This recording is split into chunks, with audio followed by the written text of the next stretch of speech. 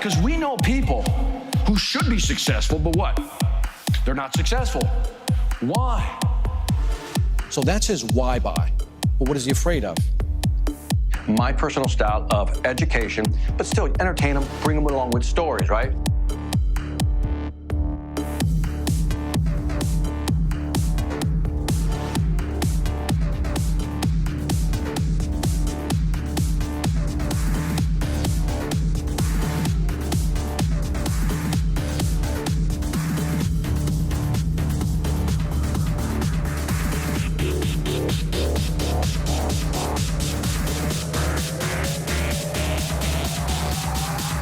Who do we want to learn from?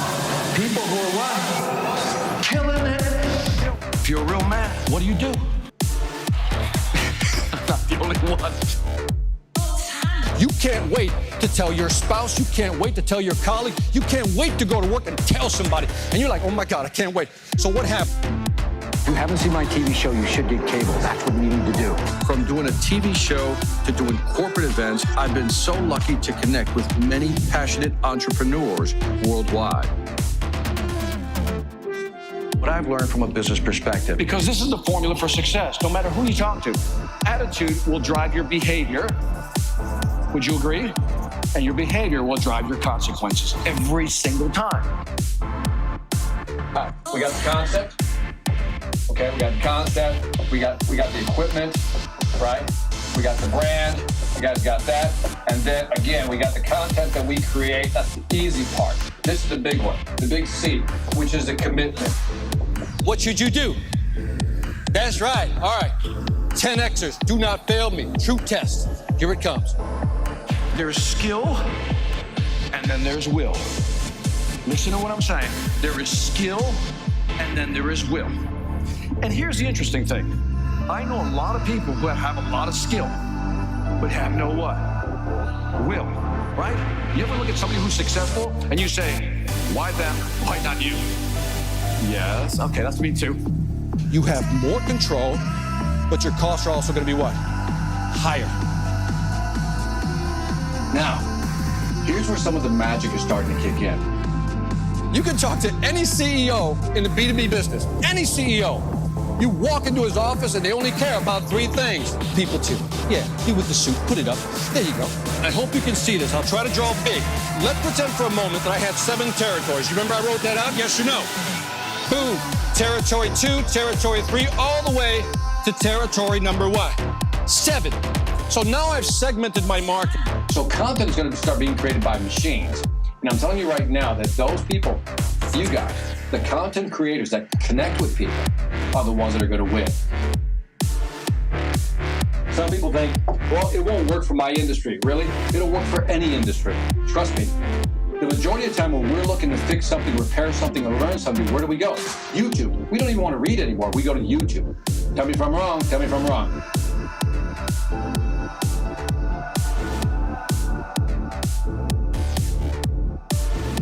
When you're doing your thing, beautiful things begin to happen. It's like the law of attraction kicks in. You know what I mean? It's almost like you're in line with the universe. Everything works.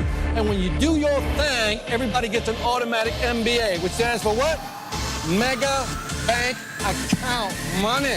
Are you with me? So we don't want to do a thing. We want to do a what? Beautiful.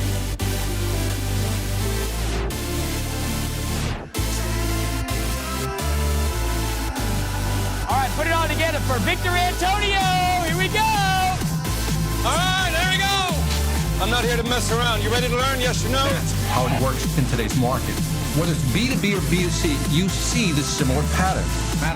How do you just, in other words, say you got to start doing these things, pushing them, but also encouraging them. Oh, look at this. This is where it gets, dude, this is like so interactive with audiences, Matt. Can you imagine this with your customers? Check this out. Now, what does all this have to do with selling? It has everything to do with selling.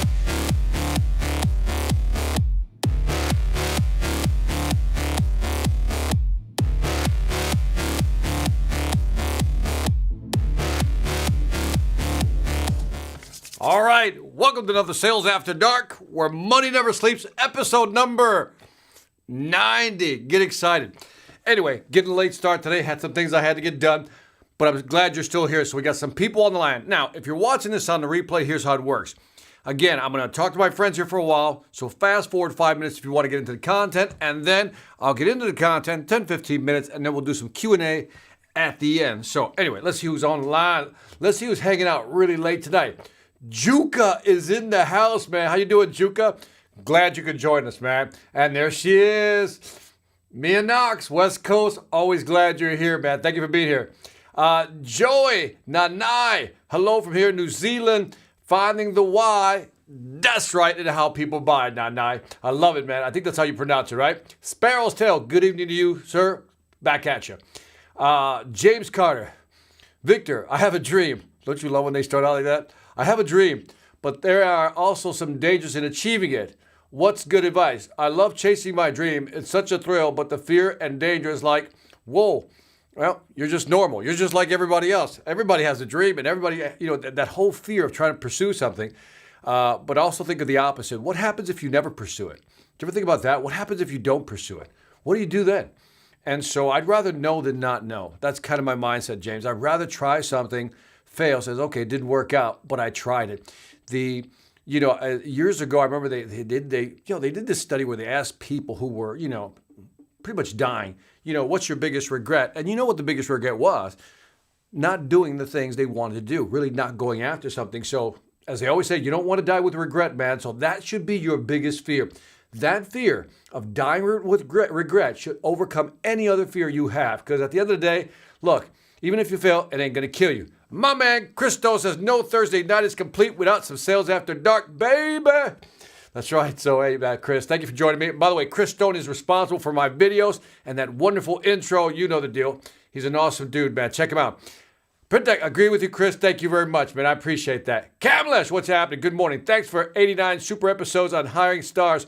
That was a good one, right? Very rare to find such a detailed information. That report, Boris Groisberg, and that report is excellent. So if you don't know what we're talking about, go to the last one. It talks about why hiring sales superstars or hiring stars isn't the best idea in many cases. So check it out. Kevin coming in from Youngstown, Ohio. All right, good evening from the Ohio, man. Thank you for being here. Rustam Mashkov. Vic, good to see you. Right back at you, man. Thank you for joining us. Alexander Romeo. That's kind of a cool name. Hi, my name's Alexander Romeo. From Singapore, man, a very fine city. Jose Vitor da Rocha. Jose Vitor da Rocha. I love it, man. Great content. Thank you, man, for saying that. Appreciate it. Craig Isaac, what's happening, man? I like what you hear, man, because I normally get some tough questions. You and Rod are always abusing me, man, but I dig it, man. Ahmed Noor from Winnipeg, Manitoba. Ahmed, thank you for being here, man. Luther Vasquez, give us some more of your knowledge. I think it's going to be a cool night tonight. Thomas Keenan, hello from Tennessee. Love Tennessee, Matt. Love Tennessee. We're in Georgia, and there he is. Rod, my man himself. Money in all languages, never see. Brian Bauer, dude. All right, I got to pause for this. This is like, this guy's, we go back. We have history. Like 20 years ago, is that about right, Brian? We worked at a telecom company together, making and selling and traveling the world, man. Brian, good to see you, man. Long time, brother. Let's connect. Have your people call, as they say, have your people call my people. Let's connect. Good to see you on here, man. Terrence Jennings, what's happening?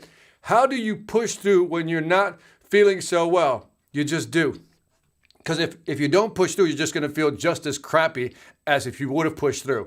And sometimes it's not as bad as you think, Terrence. So this morning I had to do a presentation, and I got up like at 3 in the morning. My presentation's at 10. I just couldn't sleep. I'm thinking about it.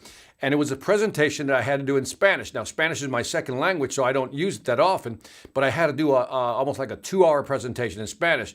And in my mind, you want to kind of quit, find a reason not to be there. But I just push through, man, and just do it, man. And guess what? They're inviting me back the second time, man. Sometimes you just got to push through, man. Vinod Malik, man, how you doing, man? Right back at you. A couple more that I'm going to jump on this. Gil, first time on. I work in a cell phone sales. Looking forward to hearing what you have to say, man. Hook me up with a nice iPhone, man. Whatever the next version is. 11, man. Hook me up, man. Nancy Baker, glad to tune in. Glad you're here. I deserve the big ask. I love it. Just need the courage, man. I got you, man. I got you. And hold on a second. I'm getting the whirly ball of death here, man. So hopefully it's not going to lock up on me. My Mac has been acting up. I got Melvin Jingham Lee. Woohoo. Always watching as I work, man. Hey, man, just make sure you're staying safe, man. Also, we got a bunch of guys coming in. Rajev, Yed Padlikar. I'm just going to Podkey, man. I'm going with that one. Right back at you, man. How you doing, man? We got Juka, man. Answer for James was already waking up. Really loved it. There you go. Thomas Cannon. How you doing, man? Right back at you. Gil's got me. All right. Vera Carte. You are good, VA. Thank you for saying so. Got a couple more. And then I'm just jumping in. Spencer, my man, down the road. Alpharetta, Georgia. Greetings from Delaware. Guillermo Cabrera. Love it.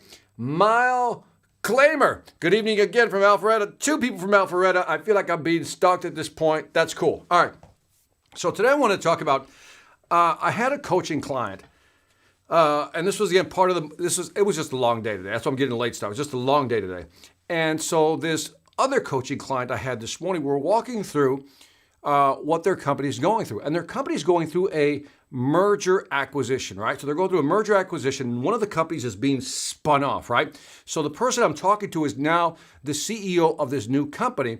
And he's saying, Victor, I got people who are, really nervous about change, which kind of makes sense. Everybody's nervous about change. And so I started talking about, what happens with people's mindset that kind of takes them out of the game. And so what I want to do is I want to kind of go in just in a couple of things. It's going to be a short, sales after dark, but I wanted to highlight a couple of things that I told them. I got this line that's bothering me. Do you see that? I got to adjust it. Hold on one second. That's bothering me, so I just got to make some camera adjustments. Don't move, guys. Don't move. Victor's making camera adjustments. There it is. There you go. I'm back. There you go. So what I wanted to do is I wanted to talk to you about just some of the things I mentioned to them about what goes on in people's mind when they get nervous, when there's a change happening. Brian Bauer, who was on this call, we worked at a telecom company, and we were buying companies like 1 or 2 a month. I'm not exaggerating. That's how fast the company was moving at the time. And it grew from when I got there, it was like $340 million, and by the time I left, we were almost like $3 billion. So we were buying companies, growing, scaling the whole bit. And every time we bought a company, again, it's very messy. Mergers and acquisitions can be very messy. And so he was asking me, he said, Victor, what would you tell people who are being spun off into their own division, into a smaller company? So here's a $3 billion company. They're spinning this off into a smaller company, and the people are nervous because they're leaving the mothership, right? They're leaving the mothership. And immediately I thought to myself, well, is the glass half empty or half full? I'm thinking if you leave the mothership, you're with a smaller company, you can what? You can probably pivot faster. There's so many advantages to working with a smaller company, right?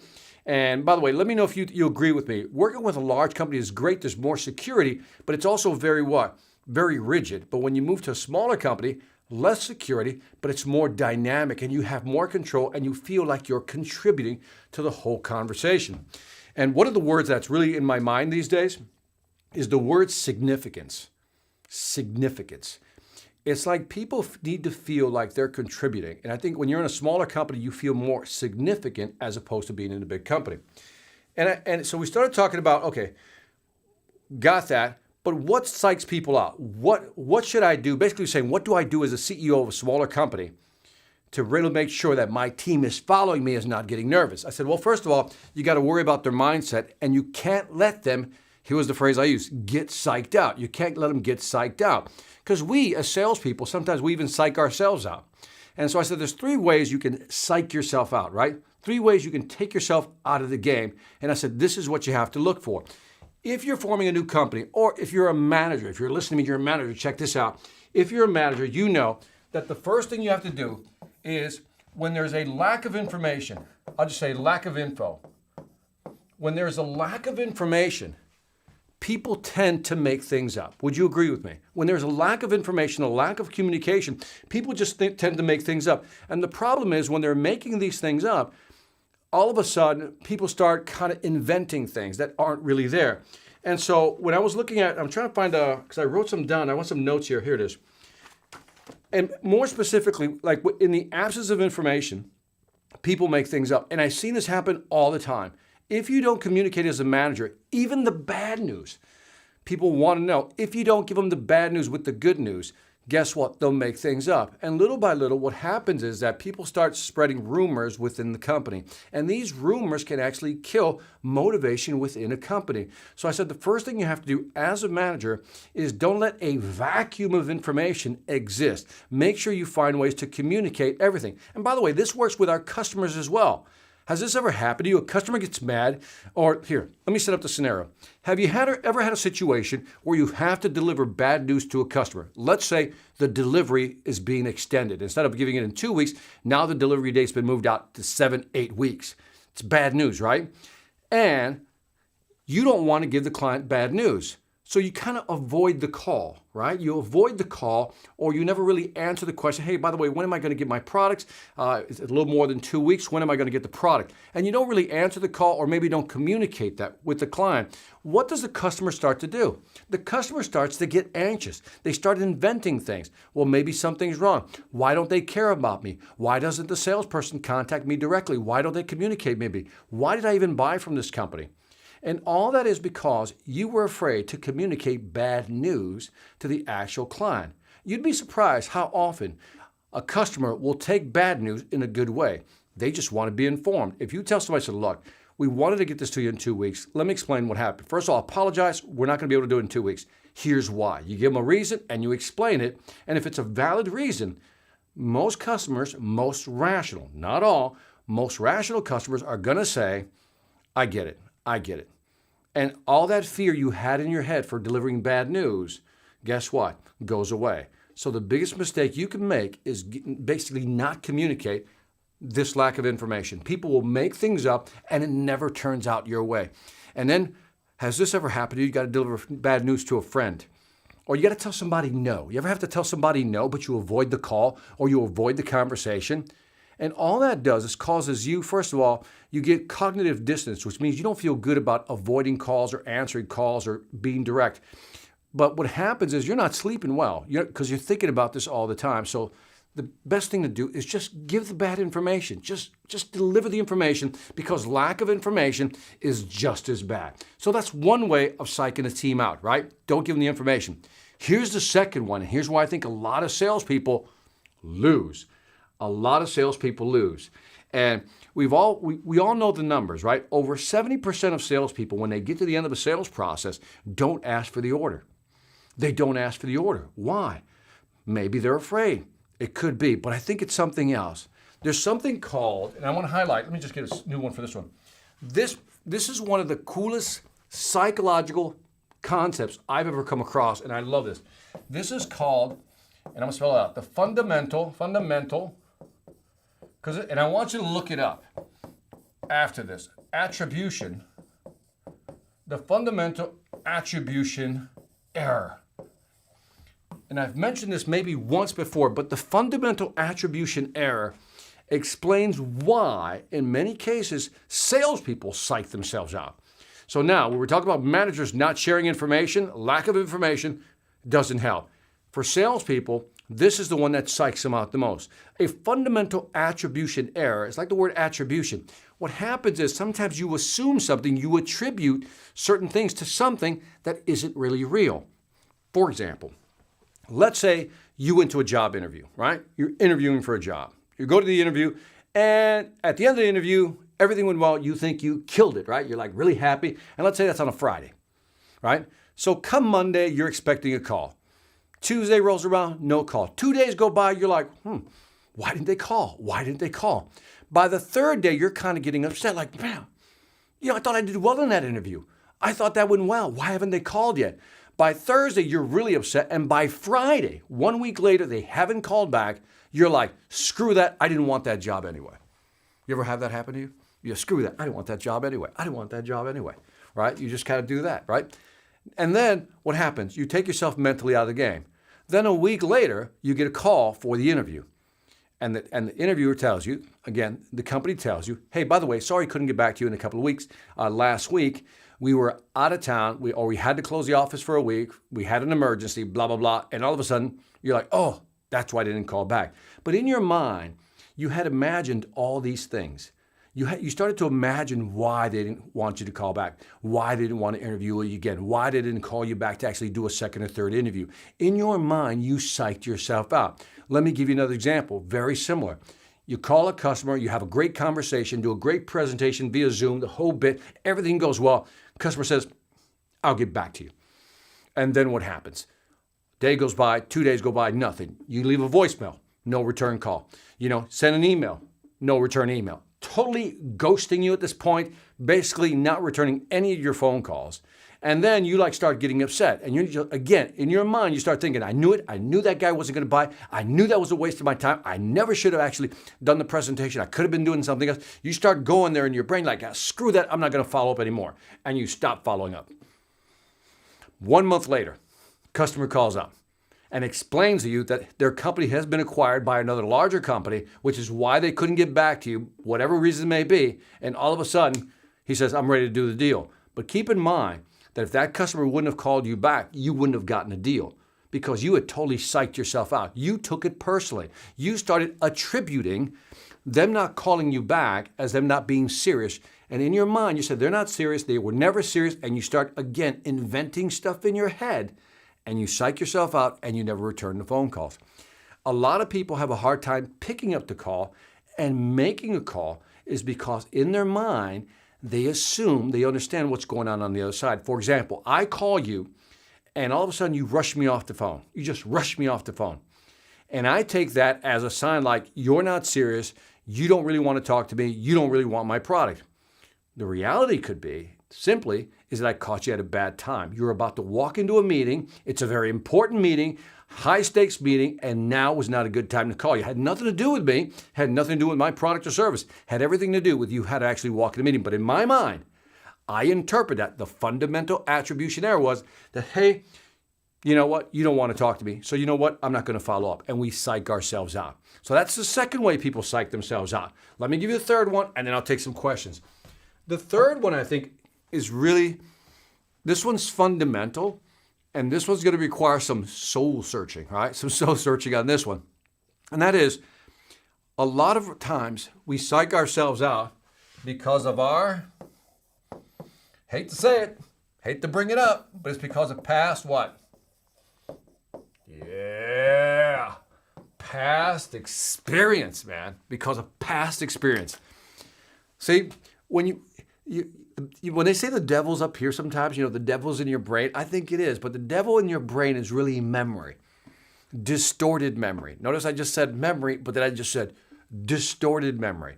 Here's what I mean by this, is that I think it's fascinating how a lot of how we act, a lot of how we sell, our personality has a lot to do with our past history, right? Good and bad, right? And how we weigh those in our brain, how our memory recalls those. Now, they've done many studies on memory distortion. Memory distortion is basically, in your mind, you think certain things happened a certain way. But if you were able to zoom back, kind of one of those, It's a Wonderful Life. You can go back, right? You get your wish. You got Clarence the Angel. Ding, the bell rings, and you go back, and you can see your life. What you have in your memory wouldn't match reality. One study showed that after 3 years, your memory of an event could have been distorted up to 50%. Now imagine, that's only 3 years. Now imagine 10, 20 years, 30 years ago, something happened. Now you probably have something that's 60, 70% distorted. But in your mind, it's real. And in your mind, if you gave it a negative spin, made it worse than what it really was, then you bring that memory forward. And that is what you use as a reference point. For example, you did one of your presentations in high school, and it was horrible.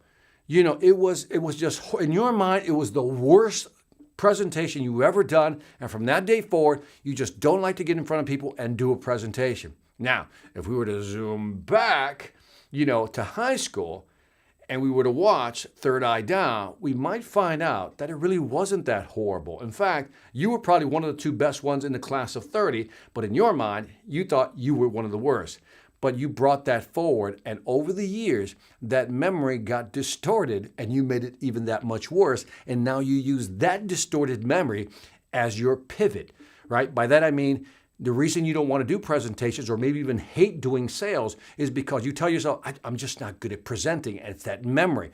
All these past memories we had of bad experiences, especially when we started out in sales. Who here in sales doesn't have some horrible story of something stupid they did? All right? I don't even want to share mine. I mean, I've done some stupid things in sales. You're sitting there going, why did I do that? Why? What was I thinking, right? What was I thinking? The mistakes you've made in sales. But you got to find a way to kind of delete those, right? I always say, you should imagine like you have a black button right here. Imagine you have a black button right here. Can you see the black button? And written on top of that black button is the word delete. And every time you think of something negative, you should just go delete and just delete that bad thought, because that's what holds us back.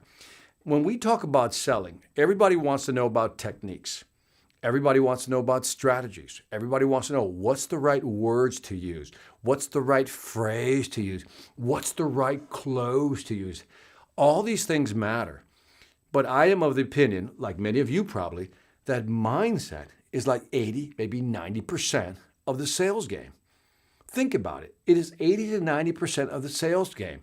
If you don't have the three things we talked about, if you don't let the absence of information bother you, if you don't attribute things that aren't there, in other words, you don't imagine the customer doesn't want to talk to you, and if you don't have a history where you're always looking back at what used to be, how things used to be, and stop comparing yourself with the past, it's amazing how freeing it could be when we sell. Everybody wants to sell effectively.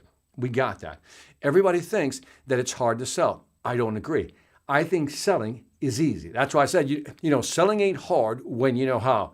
How do I know it's not hard? Because if you know your product, you know your market, and you know the client's business, and you're authentic in how you present it, that's all you need for sales. This story could be that short. That's all you need. It isn't about closing strategies. It isn't about tactics. Yes, we have to position value. I get that. But the majority of it is up here. It's how we talk to our customers. But if we have all this negative weight, all this past experience that holds us back, that's why a lot of people just give up on sales. As soon as they get 2 or 3 rejections, they give up. As soon as they lose one big deal, they give up. Why? It's not the deal itself. It's just that deal reminds them of something in the past, and they say to themselves, you know what? I'm just not good at this. I knew it. Every time I try something, it just doesn't work. No matter what I try, things never work out for me. It's just the way it is. And all that, a lot of it is based on this one right here, your past experience. So all that to say is stop psyching yourself out. You're better at sales than you think. Anybody can sell. Anybody can sell. It's amazing how anybody can really sell if they wanted to. All they have to do is get over their fear of past experiences, stop thinking other people are thinking certain things, the fundamental attribution error, and if you don't know something, ask, because in the absence of information, you make things up and you create these hobgoblins, these ghosts in your head. So that's my topic for tonight. Don't psych yourself out. Be bold. Sell bravely. And now I'll take some questions. How's that? This was more of a motivational pitch today. It was like, this was a mindset. I didn't want to do strategy. I said, let's do something with mindset. So, man, I got a lot of comments I know I missed, man. Let me get my glasses back on. Brian joins us, man. Way to go, man. Let me see. I'm going to start right here. I got him. Gator came in right here. So what's up, Gator, man? Glad to have you on here. Spencer's agree. Juka says, man, I know you're with me, Juka. I know you're with me. I agree. Small companies allow you to do more every single time, right? You can pivot. And there are some downsides with a smaller company, right? Is that they don't have the resources. As we talked in the last Sales After Dark, when you move to a smaller company, they don't have all the resources. But again, the trade-off there is that they have more flexibility and you feel like you're actually contributing to the team. And I think that is the cool part. LinkedIn user says, great points. My man Cass says, smaller companies are more nimble and willing to risk change. I agree 100%.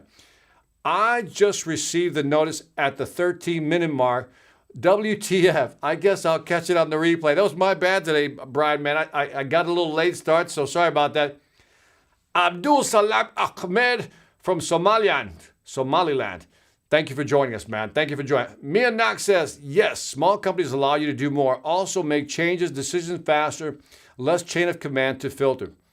There you go, Mia. Absolutely. They do. It's just harder. It's just that much harder to do so. Spencer says, lack of information causes imaginations to run wild. Yep. All information up front, good or bad, you're going to have to face it anyway. So get it over with, man. There it is. Take the medicine. Do it, man. Do it. Let me see. Guilty. I'm in the car business, had to present a very expensive payment and started thinking of all the different scenarios. Customer didn't bat an eye and said yes. That's classic. That is so classic, Kevin. It's like, man, how do I present this? I know he's going to freak out. By the way, that is a perfect example of the fundamental attribution error. You're like, oh man, he's going to freak out. I don't know how he's going to take this. Maybe if he says this, I'm going to say that. You start going through all these scenarios in your head, and the guy just says, all right, cool. And so, yeah, you got it, Brian, man. It's all baggage sometimes, man. We got a lot of it, man. Learn to ask for it and take what you can. Hey, man, doesn't get easier than that. How to handle state of not knowing, not creating problems that do not exist. How to handle the state of not knowing. It is tough. I think you just got to ask. You know what I mean? Somebody knows something. But even if they don't, like right now, for example, we're going through this pandemic, right? So now we're like, what is it? Let me see. We shut down here March. So March, April, May, June, July, 7-8 months now. We're 7, 8, 9 months into this thing, right? And so now we're cruising to the end of 2020. And now we're cruising into 2021. We're now having more shutdowns come around here in the United States. And so there's all this uncertainty. And here's the interesting part. I don't say interesting. I don't know what other word to use. Does anybody really know what's going on? I think we're just trying to manage and mitigate risks. That's all people are trying to do. Politicians are trying to do. Hospitals are trying to do. So nobody really knows. Now, so there's two ways to react to this. One is you can freak out and start inventing these horrible scenarios. Okay, if that happens, I'm going to lose this, I'll lose that business, I won't get that deal. Our company will go down, and I'll get fired, right? Or I won't get this deal, whatever it may be. Or you can flip it around, just glass half full type of thing. You can go, all right, so if we're going into 2021 and there's a lot of uncertainty, what do I need to do to kind of mitigate the risk? And I think that's what optimists do. They just ask themselves a question. See, I've learned that pessimists say things to themselves. I knew it wouldn't work. I knew this was going to go bad. That's what pessimists say. They say things to themselves. But I've learned that optimists always ask themselves a question. They don't say things to themselves. They ask themselves a question. What can I do? What can I do differently? How can I cover my backside to make sure that if this doesn't go my way, I'll have at least plan B. And if I don't have plan B, at least I'll have plan C. How can I do that? That to me is the difference between an optimist and a pessimist. Pessimists say things to themselves. Optimists ask themselves the key question to motivate them into action. So I think there's a big difference. I don't know if I answered your question, but hopefully I'm close. I guess this is more of one of your previous podcast topics. What to say when after mentioning price range, customers still insist amongst lines of, yeah, just give me the price. If I don't know X, if I need X, I'm lost on that one. If I need X, how? I think I got the first part though. It is kind of a previous one on what to say after mentioning price range to customer and still insist on lines of, yeah, just give me the price. Customers are always going to say that, yeah, give me the price. That's part of it. But the bigger part of just this scenario, Rod, is really not taking yourself out of the game. That in the case I think Kevin mentioned is like you think they're going to yell at you because you're going to give them a high price, and then they go, yeah, that's fine, I'll take that. How many deals have you lost because you didn't give them the price or you didn't ask for it because you thought they were going to go negative or say no? How many times have salespeople not asked for the deal because they go, now's not a good time to ask. I can feel it in my head, now's not a good time to ask. And the customer's waiting for you to ask. And the only reason you're saying it's not a good time to ask is because you're afraid, you're thinking about the past, or you're attributing something to the scenario that maybe isn't there. That's what I'm really talking about. That's the finer point on that one. Craig says, holy buckets. It's a dissertation here, Craig. A leader once shared, the town is the team, the river represents the company changes, and the manager is the dam. It's important to communicate internal positives and negatives, but prevent a lot of immediate changes from my experience because it hurts results. Company changes oftentimes are reversed or changed. Thoughts? I've never heard of that analogy. It's an interesting analogy. So the town is the team, got it. The river represents the changes, and the manager is the dam that prevents the changes from coming too quickly or not fast enough, right? It's kind of managing the flow of that. But it's important to communicate internal positive negatives, but prevent a lot of immediate changes from my experience because it hurts results. I think so. I think when you start messing with too many variables at one time, Craig, I think you run the danger of people are unsure of. So for example, if I'm managing a sales team and I start making changes to territory, that's already going to raise a lot of eyebrows. But if I just start doing territories and compensation plan, people are not going to like that. That's just a little much. And if I start doing territories, compensation plan, and maybe switching key accounts, that's really going to affect a lot of people. And if I do all those three and then start adding new products to the actual mix, that's really going to hurt. And so it's almost like, you never dump a bucket of water on a dry sponge because you just got to learn how to pour slowly so it'll absorb it. So there is something to be said about using time and absorption for people to absorb changes slowly as opposed to doing it drastically. Sometimes you got to rip the Band-Aid off, but sometimes you just got to make changes slowly because the absorption factor isn't there.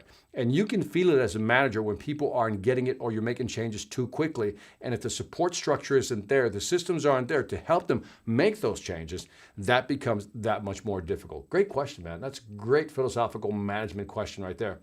I used to psych myself out thinking my prospect would never amount to anything, thinking that my prospect would never amount to anything.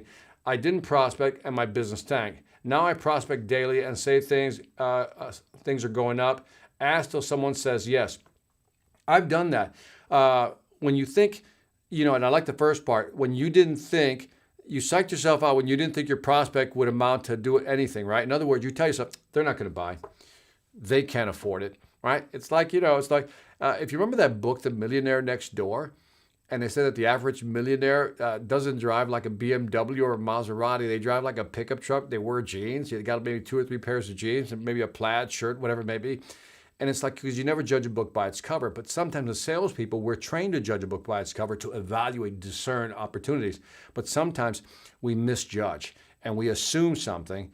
And again, we see somebody come in, they're not dressed well, you think they don't have money, and they have money. They just don't spend it on clothes. So that's another form of psyching ourselves out. I never looked at it that way. Good point, really good point. Do a couple more, then I'm out of here. Best advice for someone who is training a new salesperson for the first time. Valeria, if you're training them for the first time, hopefully you have some type of process or system in place.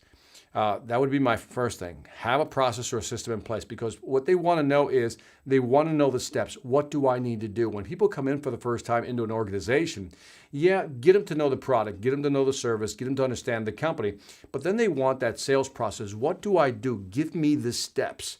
And if you don't give them the step, they get confused, right? So the first one is have a process that clearly outlines what the steps are. Here's what I need you to do. And sometimes, Valeria, has to be very detailed, like here's what we expect.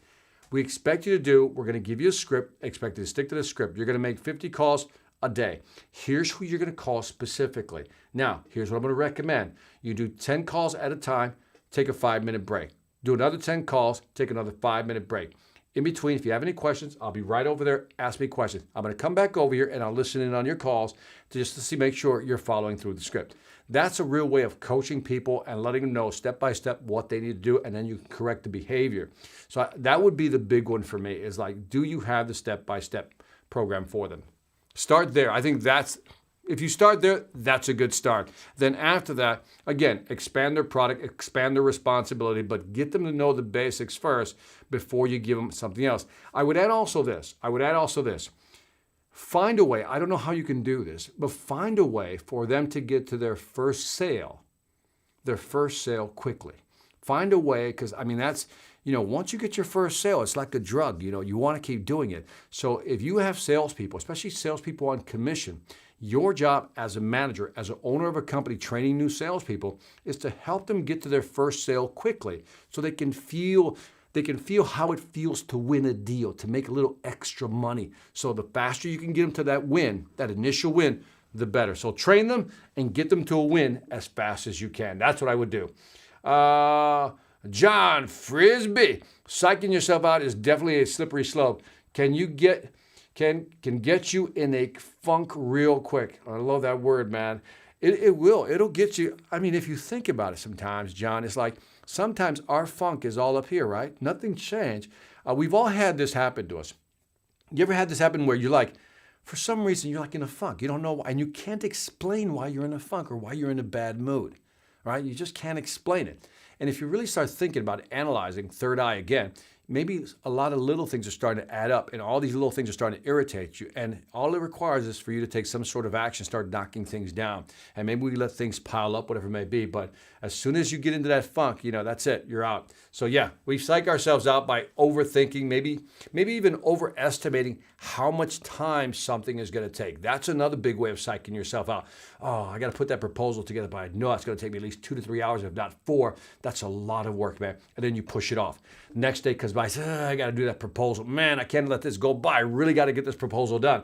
And we've all had this happen. We push it off, we push it off, we push it off because, again, the fundamental attribution error, we say, that's going to be a lot of work. Then, when we finally get around to doing it, we do it, and we knock it out in an hour. And the first question that comes to mind is, why didn't I do this sooner? Because we psyched ourselves out. So, good point, man. Good point. 70% don't close because of their past experiences. Could be, man. Could be. It's just that something that hangs in their brain. But I know 70%, I think the number is 72% of salespeople, when they get to the end of a presentation, Juka, do not ask for the next step. It could be a close the sale or advancing the sale. They simply do not ask. And it's because up here, they've psyched themselves out. I think that's one of the bigger problems in selling today. Thomas Keenan. So true. We talk ourselves out of going forward by listening to our own negative thoughts. If we could just be like water and just flow. That's some Bruce Lee stuff, man, right there. That's some Bruce Lee stuff. Be like water. What was that interview we had? Think of a glass. What is it? Think of a jug. Or think of a pitcher, a vase. Pour water into the vase. The water becomes the vase. Pour it into glass. It becomes the glass. Pour it into this, that. Be like water. Flow like water. I've always loved that. That's a great one, man. Ahmed Noor. Thanks, Victor. Question for you. My store has shut down due to not essentials. What's your advice in keeping my team hungry? Oh, so that's a tough one, Ahmed. If it's a non-essential store and you shut down. Because, I mean, the thing they're worried about, if we put ourselves in their shoes, Ahmed, is like they're worried about, making money, right? They got families to feed, bills to pay, and stuff like that.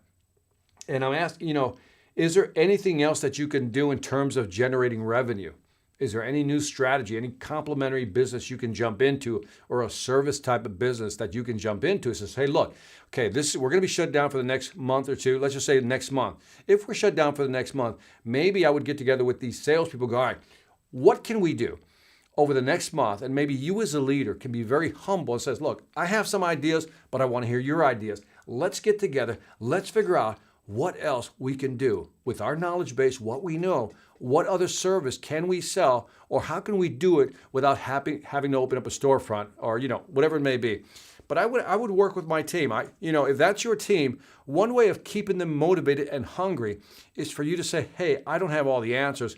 Let's sit around the table. Let us all figure it out. And who knows, maybe you guys come up with a great idea.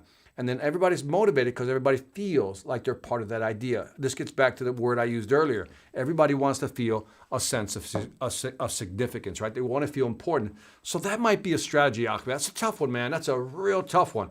Part B.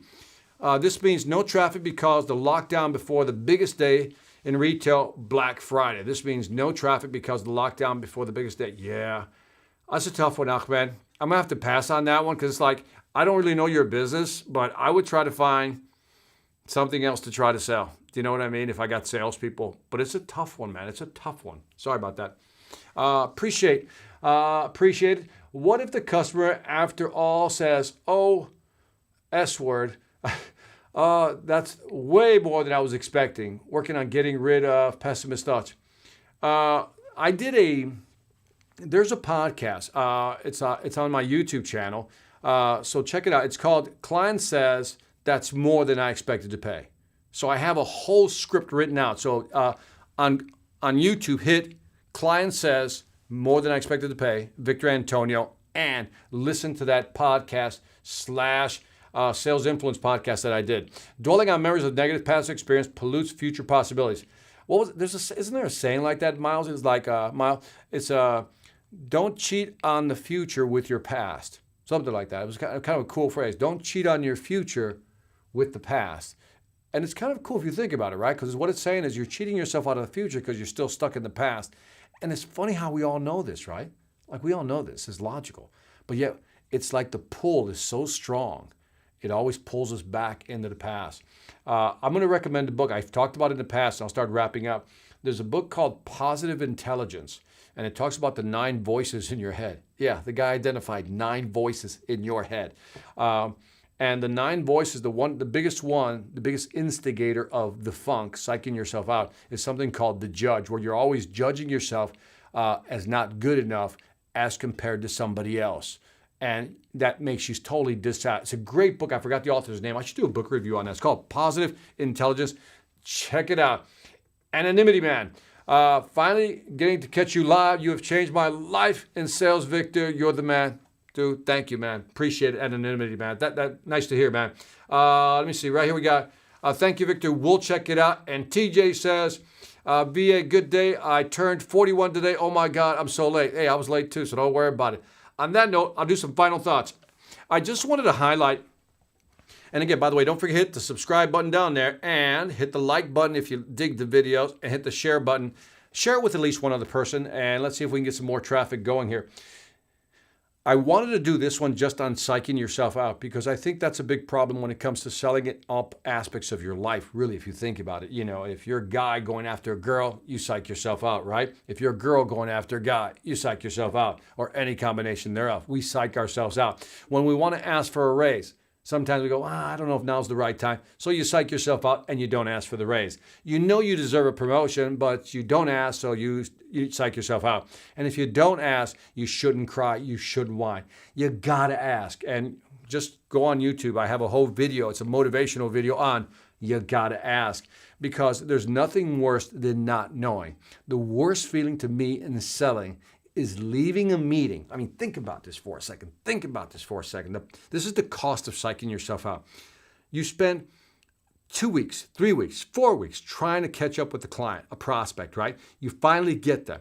Then you finally convince them to have a meeting with you. Then you have set up the meeting, and that's another week or 2. So now you're 6 weeks into this thing, and you finally get to meet with the customer. In this case, let's say it's a virtual call on Zoom or whatever it may be. And then you get to the end of the presentation, and you don't ask. You don't ask for whatever you're going to ask for, the next step or the order or the deal, whatever it may be. You don't ask. And the worst feeling in selling, to me, is walking away from that conversation after 6 weeks of fighting to get it. I walk away and I don't know because I didn't ask. I walk away going, so, I mean, should I follow up? I mean, God, I should have asked. We've all had that, right? I should have asked. I should have asked. And that's the worst feeling because trying to get the person back online again, connecting with them, is not going to be that easy. So stop psyching yourself out. Number one, if there isn't information there, don't make it up. Ask somebody. Somebody has some type of information. Number two, the fundamental attribution error. Stop superimposing your thoughts or what other people think of you on other people. In other words, well, the reason they're not calling back is because fill in the blank. They don't like me because they didn't like my presentation. Maybe I just didn't do a great job.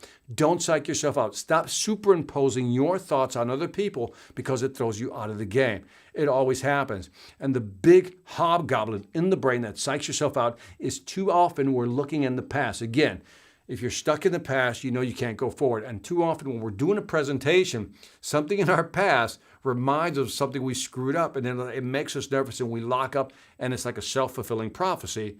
You screw up again. And then now the memory reinforces itself. But in reality, if you were to go back in time, it wasn't as bad as you think. Like, think of the most embarrassing moment, right, that you've had with friends. Think of a situation right now. Let's do this mental exercise together. Think of something that happened to you in your youth, right? In your teens, with your friends, right? Or you were in a party. You know, you were in some situation. You got it in your head.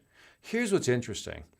If you were to go back and ask your friends, do you remember that time I did fill in the blank? They'll probably go, one, No, I don't remember that. Because you remember it, but they don't. And then if they do remember it, they'll go, oh yeah, that was funny. And that's all the thought they gave it. They didn't think about it beyond that. So in other words, in your mind, you have this trauma, but only you have the trauma because your friends either forgot about it or didn't look at it as a trauma. They didn't think it was that bad. And that's how we psych ourselves out, by being in the past. So again, this is more of a psychological analysis of why we don't sell, why we don't ask for the order, why we don't go after what we want, because we simply psych ourselves out. So on that note, don't psych yourself out. So we'll see you next time. And again, as a reminder, hit the like button, hit the share button, share with anybody. And thank you for your time. This is Victor Antonio, always reminding you, celebrate hard when you know